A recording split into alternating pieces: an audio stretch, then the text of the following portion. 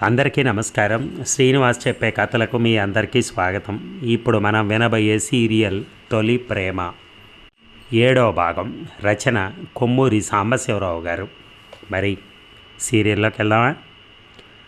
రాణి, ఏం చేస్తున్నావు అడుగుతాడు ఆమెను వేళ్లతో నిమురుతూ. ఎంత గర్వంగా చూస్తుందో! అధికారం, మొగాణ్ణి అనే గర్వం, ప్రపంచాన్నంతా జయించగలననే అహంకారం, అనాదిగా పురుషులు వేసిన వీరోచిత సాహస కార్యాలన్నీ తనే చేసినట్టుగా ఎట్లా ఉందో అంటుంది అతని పక్కన కూర్చుని. నువ్వు అలా చేస్తే నేను ఉండలేను. ఉండక అంటూ పెదిమ వంచి పళ్ళు చూపించి కళ్ళు దింపి లాగుతాడు. లాగి ఆమె తన మీద ఒలకబోసుకుంటాడు. ఇక పిల్లవాడు ఏడుస్తున్నాడు. మాధురి కదిలింది. తన నుంచి అతని చేతులు తీసేసింది. ఎక్కడికి? బాబు ఏడుస్తున్నాడు, చూసి వస్తాను వెళ్ళింది. తనను విడిచి ఆమె వెళ్ళిపోవటం అతను భరించలేకపోయాడు. జలసి లేచి కూర్చున్నాడు. లోపల అతనికే తెలియని బాధ. అరగంట తర్వాత తిరిగి వచ్చింది. వచ్చి రావడంతోనే అతన్ని గట్టిగా కావలించుకుని, రవి, నా రాజా, ఎందుకు ఇలా కూర్చున్నావు అని అడిగింది. అతను మాట్లాడలేదు, బిగుసుకున్నాడు. బాబును నిద్రపుచ్చటానికి వెళ్ళినందుకే ఇంత కోపం అయితే ఎలా? నువ్వు చంటిపిల్లాడు అయిపోయావు అని నవ్వి ముద్దు పెట్టుకుంది. అతనికి ఏడుపొచ్చింది. ఆమె ఒళ్ళో పడుకున్నాడు. మాధురి, నువ్విక ఎవరిని ముద్దు చేసినా భరించలేనన్నాడు వణుకుతున్న కంఠంతో. అతని తల నిమిరింది, అతని భుజం రాసింది. నా రవి, ఎంత ఇష్టం నీకు నా మీద అంది. అతను ఆమె పొట్టకు మొహం రాసుకుంటూ, అలా నన్ను వదిలి వెళ్ళకు అన్నాడు. నిన్ను వదిలి ఎక్కడికి వెళ్తాను రవి అని జోలపాట ప్రారంభించింది. తన ఒళ్ళో రవిని, చిన్న ప్రాణిని, పక్కన పడుకున్న బాబును నిద్రపోనిచ్చుకోవడానికి. ఇక ఎక్కడికి వెళ్తావు అడిగింది రవి డ్రెస్ చేసుకుంటూ ఉంటే. బ్యాంకుకి. ఎంతసేపు అవుతుంది? అరగంట.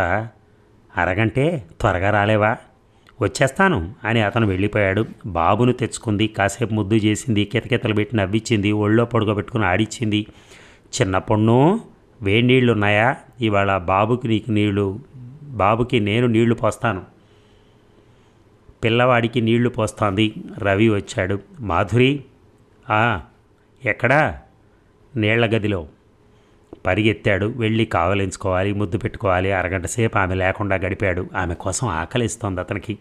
నీళ్ల గది తలుపు దగ్గరే ఆగిపోయాడు. కాళ్ల మధ్య నిలుచోపెట్టుకుని బాబుకు సబ్బు రుద్దుతున్న మాధురిని చూసి ఒక అడుగు వెనక్కి వేశాడు. వెళ్ళిన పని అయిందా అడిగింది. ఎందుకు కాదు? వెనక్కి తిరిగాడు. వెళ్ళిపోతున్నాడు.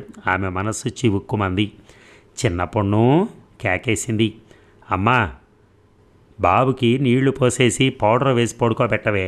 తడిసిన చీర, కుచ్చిళ్ళు, తడిగా ఉన్న చేతులు సబ్బు రుద్దుతూ పిల్లవాడిని ముద్దు పెట్టుకున్నప్పుడు చెంపలకు అతుక్కున్న సబ్బు నురగతో పరిగెత్తింది.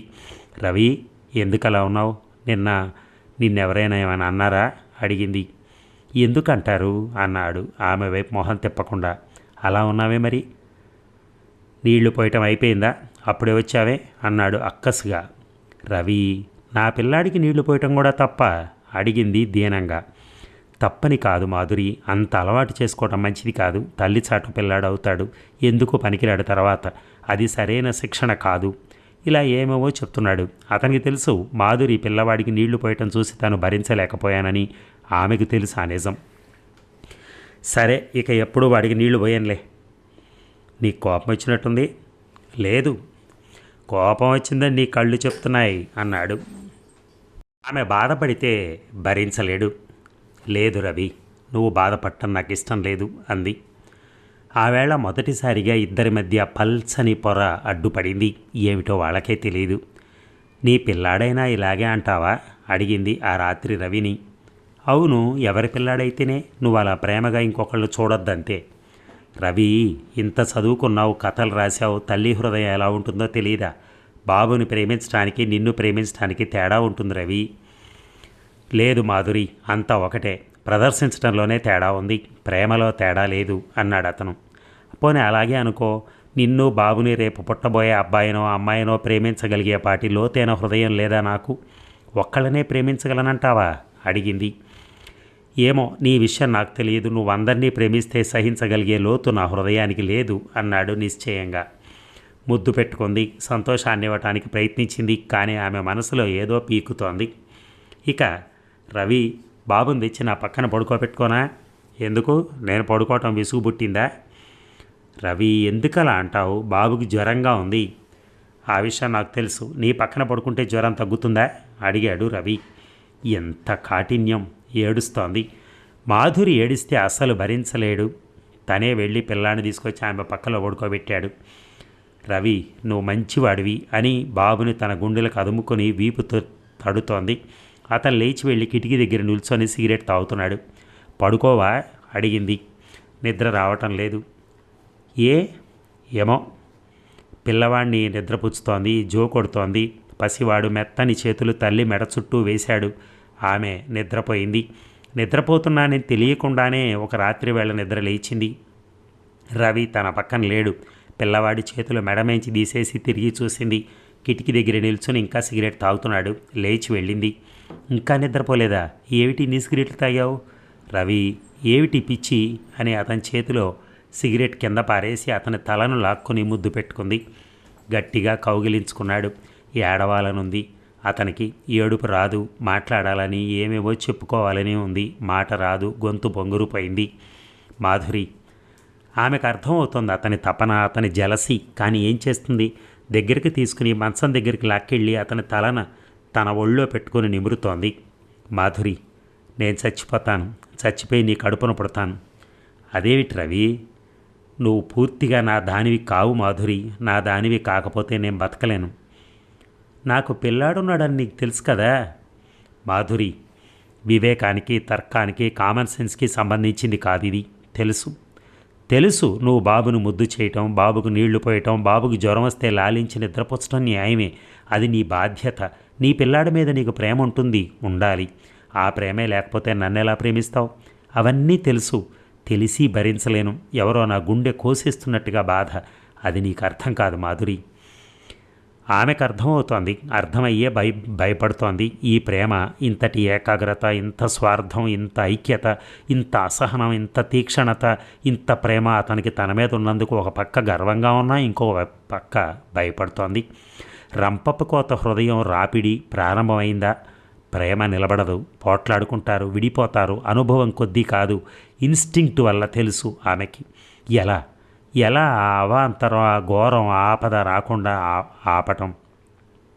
తను ఆపగలదా? ఏం చేస్తే, ఏమని చెప్తే తన రవికి శాంతి, ఆనందం, తృప్తి, తనలో నమ్మకం కలుగుతాయి? రవి, అర్థమవుతోంది. కానీ కొంత ప్రేమ తగ్గించుకోవాలి నువ్వు. ఇలా ప్రేమిస్తే కాలిపోతావు. నీ ప్రేమలో కాలి నువ్వు దహించుకుపోతావు. చివరికి నీ ప్రేమ కాలిపోయి మసి మిగులుతుంది అన్నది ఏడుస్తూ. మాధురి, ఎలా ప్రేమ తగ్గించుకోవటం? ఎలా చెప్పు? నిన్ను ప్రేమించాలని యోచించి ప్రయత్నించి ప్రేమించలేదు మాధురి.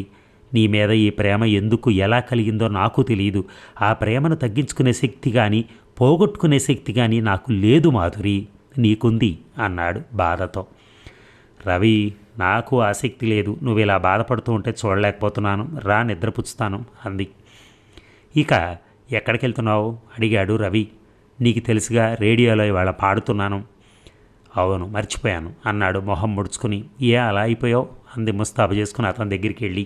ఏమీ లేదు. నన్ను దింపుతావా మరి? పద.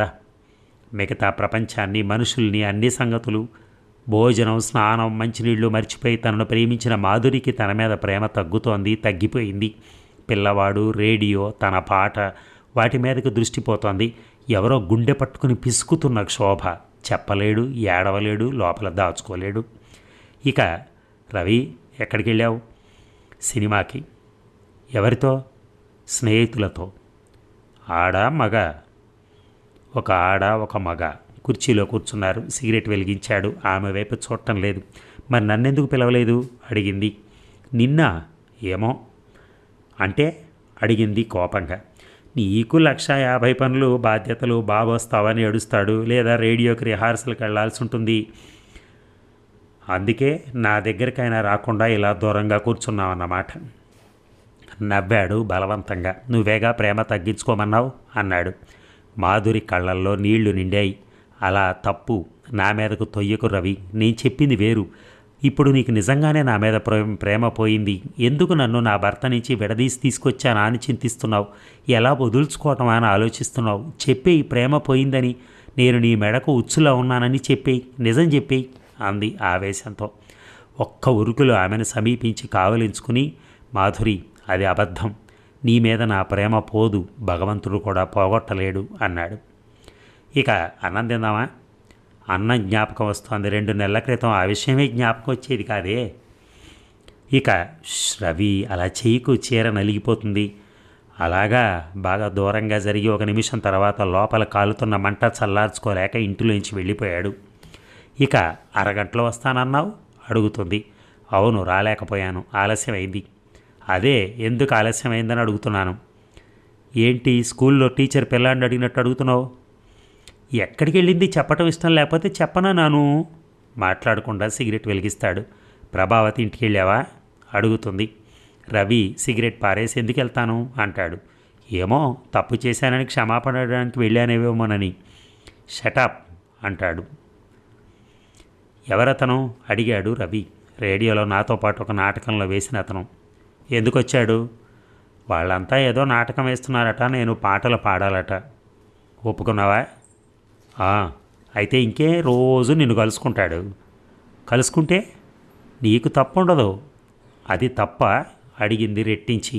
మాధురి, నా ప్రేమను తగ్గించమని చెప్పావు, తగ్గించలేదని నువ్వే నా ప్రేమను చంపేస్తున్నావా అడిగాడు కోపంగా. ఒకళ్ళు చంపితే పోయే ప్రేమ ఎలాగో ఉండదు అని పిల్లాడి దగ్గరికి వెళ్ళి ఎత్తుకుని ముద్దు చేయటం ప్రారంభించింది. మాధురి, ఏమిటి? నువ్వు నాకు కావాలి. మాట్లాడదు. ఇప్పుడే పిల్లాడిని ముద్దు చేస్తోంది. రవి ఇక్కడ ఉండలేక ఇంట్లోంచి వెళ్ళిపోయాడు. 24 గంటల పాటు ఇంటి ప్రాంతాలకు రాలేదు. మాసిన గడ్డం, నలిగిన బట్టలు, చింపిరి జుట్టు, పీక్కుపోయిన కళ్ళు. మాధురి అతన్ని చూసి బోరున ఏడ్చింది. ఆ 24 గంటలు ఆమె మంచి నీళ్లు కూడా ముట్టుకోలేదు. అమూల్యమైంది ఏదో పోగొట్టుకుంటున్న బాధ. జుట్టు దువ్వుకోలేదు, చీర మార్చుకోలేదు. రవిని కళ్ళార్పకుండా అలా చూస్తూ మౌనంగా కూర్చుంది. రవి తలుపు కానుకొని కదలకుండా నిల్చున్నాడు. రవి, ఏమయ్యావు రవి? మనమిద్దరం ఏమవుతున్నాం రవి? ఆనందం, ఆప్యాయత పోయి ఏమిటి రవి ఈ రాపిడి, పొట్లాట్లు? వద్దు రవి అన్నది ఏడుస్తూ. రవి ఆమె దగ్గరికి వెళ్ళాడు. ఆమె తల 2 చేతులతో పట్టుకున్నాడు. మాధురి, నా రాణి, అమోఘమైన ఆనందం ఎందుకు పోగొట్టుకుంటున్నాం అడిగాడు. ఆలోచించకుండానే ఇద్దరికీ తెలుసు, మాధురికి తన మీద ప్రేమ తగ్గిందని రవికి తన మీద ప్రేమ పోతోందని మాధురి బాధపడుతూ ఆ బాధ చూపిస్తున్నారు. ఎప్పుడైతే ఒకళ్ళ ప్రేమలో ఒకళ్ళకి నమ్మకం పోతుందో అప్పుడే అనుమానము, జలసీ ప్రారంభం అవుతాయి. అవి కలిగిన తర్వాత సహజీవనం దుర్భరం అవుతుంది. ఏం చేయగలిగే స్థితిలో లేరు మాధురి, రవి. గుండె రోజు ప్రతి గంట ప్రతి చిన్న విషయానికి రాసుకుంటున్నాయి. అలా రాసుకుంటున్నప్పుడు గాయాలు పడటం, నొప్పి పుట్టడం తప్పదు. అనకూడని, ఎప్పుడు అనగలమని అనుకోని మాటలు అనుకుంటున్నారు. ఆ పక్కింటి ఆవిడతో ఏమిటి మాట్లాడుతున్నావు? ఈ మధ్యన నీ కథలు రాయటం లేదే అని అడిగింది. నీ కథలు ఎందుకు ఆమెకి? బాగా రాస్తానట. అంతేనా? ఇంకా ఏమిటా మాట? పాపం పెళ్ళయింది, పిల్లలు ఉన్నారు ఆమెకి. అలాగా, నేను మాత్రం పెళ్ళయిన దాన్ని, పిల్లాడున్నదాన్ని గానా? అంటే నేను నీతి లేని వాణ్ణి అనే? పెళ్ళైన ప్రతి ఆడదాన్ని లేవదీసుకుపోతాననా? జవాబు చెప్పకుండా అక్కడి నుంచి వెళ్ళిపోయింది మాధురి. ఓహో, ఈ నాటకాలు అతను మళ్ళీ వచ్చినట్టున్నాడే. నీకెలా తెలుసు? ఆ వెధవ కాల్చేసిన సిగరెట్ పీకలు యాస్ట్రేలో ఉన్నాయి. ఓహో, అంతవరకు వచ్చిందన్నమాట నీ అనుమానం. ఎవరెవరి ఇంటికి వచ్చారా అని గదిలో మూలలు, చెత్త బుట్టలు వెతుకుతున్నావు అన్నమాట. అంతేనా? మంచం కింద కూడా చూసావా? మర్చిపోయాను, ఈసారి చూస్తాను. నువ్వు అంత పని చేసిన ఆశ్చర్యం ఉండదు. అలాగా, నేను అంత వీధి మనిషిని అనుకున్నావా? కట్టుకున్న మొగుడిని వదిలి ఇంకొకటితో వచ్చిందని నన్ను వదిలి ఇంకొకటితో వెళ్ళే ధైర్యం, స్వాతంత్ర్యం నీకున్నాయిగా. ఎవరైనా అడగగలరు, ఆపగలరు. ఎవరు అడగగలరు నిన్ను? రవి, చాలా నీచంగా మాట్లాడుతున్నావు. నీకోసం నీతిని పోగొట్టుకున్నానని, నీకోసం మానవ మర్యాద అన్నీ పోగొట్టుకున్నానని మర్చిపోతున్నావు. అంత త్యాగం చేసినందుకు ఇప్పుడు చింతిస్తున్నావా? పోని వెళ్ళు ఆ వేణు దగ్గరికి. నువ్వు పిప్పి చేసి వదిలేసిన దాన్ని మళ్ళీ రమ్మనేందుకు నా భర్త ఆత్మాభిమానం లేనివాడు అనుకున్నావా? నీ భర్త అనుభవించిన తర్వాత నిన్ను ప్రేమించినందుకు నేను ఆత్మాభిమానం లేనివాడిననేనా నువ్వు అన్న మాటల్లో అర్థం? రవి, అలా అయితే ఇక సాగదు. మనం ఇంకా ఇలా తిట్టుకుని చివరికి ద్వేషించుకుంటాం. అందుకని ఆ నాటకాల వాడితో వెళ్ళిపోతావా? వెళ్ళు వెళ్ళు వెళ్ళు అరిచాడు. నీ మాటలు భరించడం కన్నా అదే మేలు అన్నది కసితో. అతనిక భరించలేకపోయాడు. చెంప 2 వేళ్లతో పట్టుకుని గిల్లుతున్నాడు. అక్కడ మొటిమ ఉంది. ఆమె కళ్ళు మూయలేదు, బాధ చూపలేదు. ఆ రక్తం కారని అంది. చితిపాడు మొటిమని. రక్తం కారింది. చెంప మీద నుంచి గడ్డం మీద కారింది. అతని వేళ్ళు ఎర్రనయ్యాయి. మాధురి, ఎంత పని చేశాను అరిచాడు. నీ కసి తీరిందా అంది. ఇక ఒకళ్ళనొకళ్ళు చూసుకోకుండా ఉండలేరు, చూసుకుంటే పోట్లాడుకోకుండా ఉండలేరు. హద్దు దాటి ఒకళ్ళనొకళ్ళు మాటలతో ఎంత ఎక్కువగా బాధించగలమా అని ఆలోచించి మాటలు అనుకుంటున్నారు. భరించరానిది అయ్యింది జీవితం ఇద్దరికి. విడిపోవాలి, విడిపోతే కానీ బతకలేమని, అలాగే కలిసి ఉంటే ఇద్దరం చచ్చిపోతామని, లేదా ఏ ఒక్కరో ఇంకొకరిని చంపేస్తామని ఆమెకు భయం వేసింది. అతన్ని వదిలేయాలి, లేదా అతను తనను వదిలేసి వెళ్ళిపోవాలి. ఏం చేస్తే తను తెలిసి తెలియకుండా ఆ దారిని ఆలోచిస్తోంది. ఇక రిహార్సల్స్కి వెళ్తున్నాను, చాలా ఆలస్యం అవుతుంది. మాధురి చీటీ చూసుకున్నాడు రవి. ఇంట్లో ఉండబుద్ధి పట్టలేదు. కారులో బయలుదేరాడు. అలా ట్రంక్ రోడ్డు మీద వెళ్తున్నాడు. ఎక్కడికో ఎందుకో తెలియదు. మాధురితో పరిచయం అయిన తర్వాత లా కాలేజీకి వెళ్ళటం మానేశాడు. స్నేహితుల్ని కలుసుకోవడం మానేశాడు. అందరితో అన్నిటితో సంబంధం నింపుకున్నాడు. ఆ మాధురి తనకు దూరం అయిపోతోంది. ఏకాకి అయినట్టుగా, తానెవరికి అవసరం లేనట్టు ఏదో బాధ. చెంగల్పట్టు చేరుకున్నాడు. ఏక వీధిలో కారు ఆపి సిగరెట్లు తాగుతూ తెల్లారే వరకు అక్కడే కూర్చున్నాడు. తర్వాత కారు వెనక్కి తిప్పాడు. 8 గంటలకు ఇంటికి చేరుకున్నాడు. వసారాలో బాబుని చిన్న పొన్ను ఆడిస్తోంది. అమ్మగారు వచ్చారా? వచ్చారు అన్నది చిన్న పొన్ను. ఎన్ని గంటలకు వచ్చిందని అడగలేకపోయాడు. మాధురి పడుకుంది. అతని గదిలోకి వెళ్ళగానే కళ్ళు తెరిచింది. కాఫీ తాగావా అడిగింది. లేదు అన్నాడు. ఇస్తాను అని వెళ్ళి ఫ్లాస్క్లోంచి కాఫీ గ్లాసులో పోసి ఇచ్చింది. అతను కాఫీ తాగుతున్నాడు. ఆమె ఏడుస్తోంది. వెక్కి వెక్కి ఏడుస్తోంది. ఎందుకు ఏడుస్తున్నావు అని అడగడానికి అతనికి ధైర్యం లేదు. ఆమె చెప్పబోయే విషయం తనకు తెలిసినట్టు, తెలుసుకోవాలని లేనట్టు మొహం తిప్పుకున్నాడు. అరగంట సేపు ఆమె అలా ఏడుస్తూనే ఉంది. ఒక్క మాట మాట్లాడలేదు. ఎందుకు ఏడుస్తున్నావని అడగమే అడిగింది.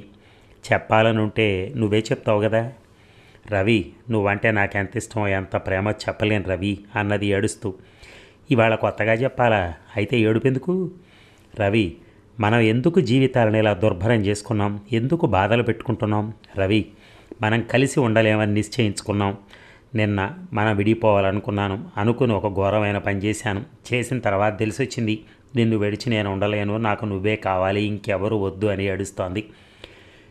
ఏం చేశావు? ఏమిటా ఘోరమైన పని అడిగాడు. చచ్చిపోతున్నాడు. ఏం చెప్తుందో తెలుసు. రవి, చేయకూడని పని చేశాను. నీ మీద కసో, నిన్ను మరిచిపోవాలనో, పట్టింపు వల్ల, పిచ్చెక్కో, ఎందుకో తెలియదు. ఏమిటది? ఇంకొక మొగాడితో రాత్రి. చెప్పలేను రవి, నీకు అన్యాయం చేశాను. మన ప్రేమకే అన్యాయం చేశాను. అప్పుడు ఆ తర్వాత రవి, నువ్వే కావాలని, నాకింకేం ఊడొద్దని తెలిసొచ్చింది. క్షమించవు అడిగింది. అతని ఒళ్ళో తలపెట్టుకుని ఏడుస్తోంది. రవి కళ్ళు చీకట్లు కమ్మాయి. ఒంట్లోంచి రక్తం కిందకి ఒలికిపోతున్నట్టు అనిపించింది.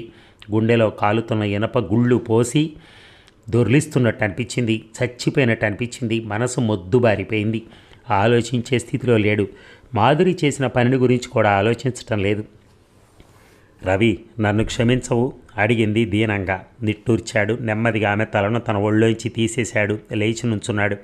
రవి, అలా చూడక నన్ను వదిలి వెళ్లకు ఏడుస్తూ అరిచింది. వెళ్ళాలి మాధురి, వెళ్ళి తీరాలి. ఇక్కడే ఉంటే నిన్ను ద్వేషిస్తాను. నిన్ను ద్వేషించడం నాకు ఇష్టం లేదు. ఎప్పుడూ నిన్ను ప్రేమిస్తూనే ఉండాలి. ప్రేమించకపోతే నేను బ్రతకలేను.